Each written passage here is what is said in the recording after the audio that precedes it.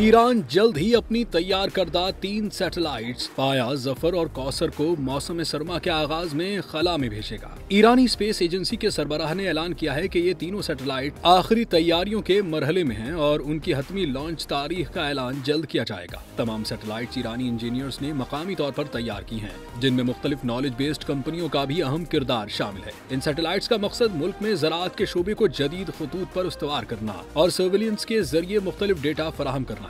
ये मंसूबे ईरान के खलाई प्रोग्राम में एक नुमाया संग मील समझे जा रहे हैं। वाज़ेह रहे कि ईरान आलमी दबाव और सख्त मुआशी पाबंदियों के बावजूद मुसलसल अपनी साइंसी सलाहियतों को आगे बढ़ा रहा है।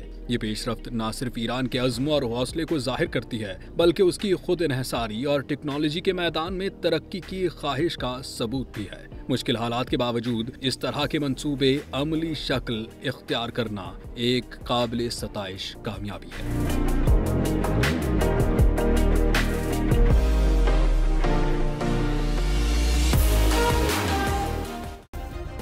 सब्सक्राइब करें और बेल दबाएं ताकि कोई खबर रह न जाए।